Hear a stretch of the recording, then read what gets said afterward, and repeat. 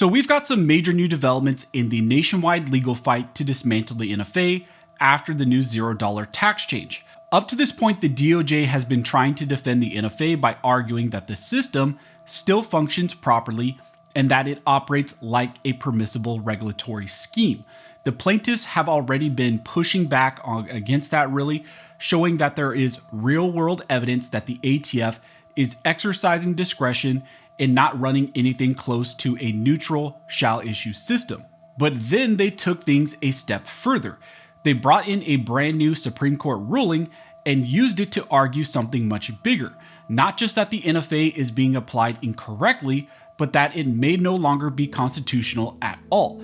And now the DOJ has officially responded to that new argument, and their response tells us exactly how they're trying to save and defend the NFA going forward. So let's break down what is now happening in this critical case. Now, before we jump into this video, if you want to support the channel, one of the best ways to do that is simply to subscribe. You can also click the like button that just tells the algorithm that you appreciate this type of content, and so it shares it with more people. Now, as I mentioned in the intro, this case is part of the broader wave of challenges that followed Congress reducing the NFA tax to $0 for certain items like suppressors, SBRs, AOWs, and SBSs. Now, historically, that tax was the entire constitutional foundation for the law. The NFA was upheld because it was framed as a tax.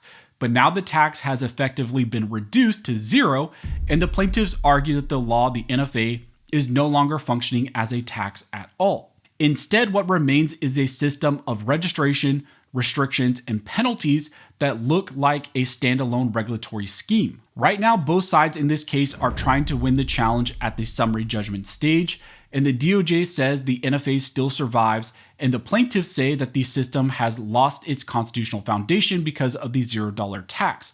And recently, the plaintiffs tried to strengthen their position by introducing a new Supreme Court ruling that came out, just this year. The plaintiffs filed a notice of supplemental authority pointing to the Supreme Court's recent decision in a case called Learning Resources versus Trump.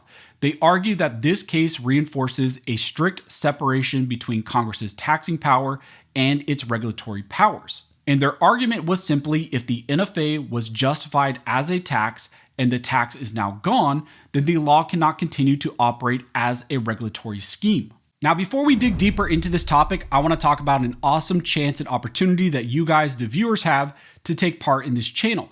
We've actually partnered with Them to essentially bring you an awesome chance to make these night visions that I'm going to show you, your very own, to win these Rix RV31 NVGs. So I actually have them on my personal setup right here. They're dual tube, white Foss NVGs. They're pretty budget friendly, but they are still expensive. But, you have a chance to make these ones right here that I'm holding in my hands yours. So if you win, we're going to send you these ones that I have right here. All you have to do to make these yours is just click the link down below in the details section, also in the pinned comment.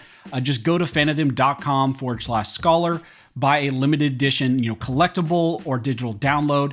And not only will you get some cool merch, but you also get a chance to make these night visions, yours, these ones right here. We will send them to you. I'm genuinely jealous of whoever wins these because, after playing with them, shooting with them, I wish I could actually keep them, but these are going to go to one of you, the lucky winners, who clicks the link down below, goes to fanofthem.com, picks up, one of those items, and you're gonna be entered to get these and make these yours. So again, all you have to do is click the link down below in the details section or the pinned comment, or just simply go to fanofthem.com/scholar, grab some limited edition channel merch or a digital download, and you'll be automatically entered and you'll get a chance to make these amazing sets of night vision goggles, yours. So again, if you're interested in something like that, just go and click the links down below. And thank you guys so much for all of your support, and good luck to whoever wants to enter for this. But now the DOJ has responded directly to those arguments into this new case that's being supplemented in as support. The DOJ now says that the plaintiffs are misreading the Supreme Court's ruling and that it does not apply in this case at all and should be disregarded by the court. First, the DOJ argues that the Learning Resources case is simply not relevant to this challenge here at all. They point out that the Supreme Court case dealt with something completely different, essentially whether Congress delegated tariff authority under a specific statute. And they emphasize that the court's analysis there was about statutory interpretation and delegation, not about Congress's constitutional authority to regulate firearms like the NFA. So the DOJ's position is that the plaintiffs are trying to import reasoning from a completely unrelated context and case. Second, the DOJ directly rejects the plaintiff's core premise. The plaintiffs argued that there is a strict constitutional line between taxing and regulating, but the DOJ argues that's not what the Supreme Court said in this case. The DOJ argues that there is no rigid constitutional boundary preventing Congress from relying on multiple powers all at the same time. Now, this is really the most important part of the DOJ's new response. The DOJ argues that Congress can rely on both its taxing power and its commerce power simultaneously. And they specifically say that that is exactly what Congress did when they passed the NFA. So even if the tax component has changed, they argue that this law can still stand as a valid exercise of Congress's broader authority under the Commerce Clause. The DOJ also argues that the plaintiffs are using the wrong legal framework entirely with this issue. They say that the Supreme Court case involved the major question doctrine, which is a rule used to interpret ambiguous statutes. But here they argue the court is dealing with a direct constitutional challenge to an act that was passed by Congress. Here, what we're talking about is the NFA. And according to the DOJ, those are two completely different types of analysis. So they argue that the plaintiff's reliance on this case is misplaced from the start and should be rejected. So stepping back, here's what's happening now in this case. The plaintiffs are trying to use a new Supreme Court case to argue that the NFA lost its constitutional foundation when the tax went to $0. But the DOJ is arguing in response that those arguments fail because the NFA was never limited to just a taxing power. They argue that when the NFA was passed, it wasn't just about taxes. It was also, in alignment with Commerce Clause powers and other congressional authorities as well. They argue that the NFA always had a dual purpose of tax and regulation. And because of that, the law can still survive even without the tax functioning the way that it used to. And they say that these restrictions can remain in place even with the $0 tax. This creates a very clear legal battle in this case. The plaintiffs take the position that the NFA stands or falls based on the taxing power, and that power, they argue, is now gone. The DOJ's position is that the NFA is supported by multiple congressional powers and it survives regardless of the tax. And that is now the central issue that the court must resolve in this case.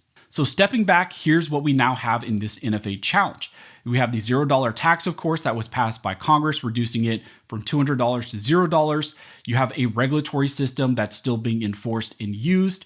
The plaintiffs are arguing that the foundation for the NFA is now gone because the tax is gone. And the DOJ is arguing that that foundation was never limited to just one power like the taxing powers.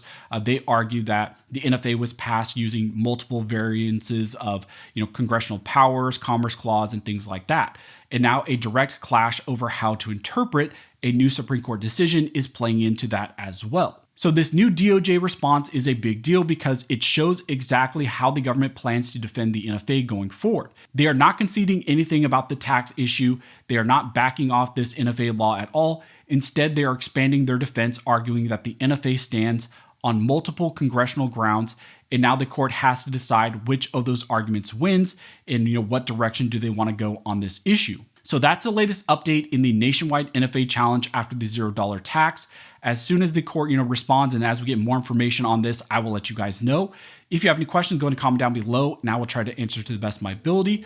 But as always, if you like this video and you would like to support the channel, one of the best ways to do that is simply to like, comment, and subscribe. All of those things help to fuel the algorithm and just tells the algorithm that you appreciate this content, and so it shares it with more people. But as always, thank you so much for all of your support. And don't forget, this nation was built by armed scholars, and this nation will be maintained by armed scholars.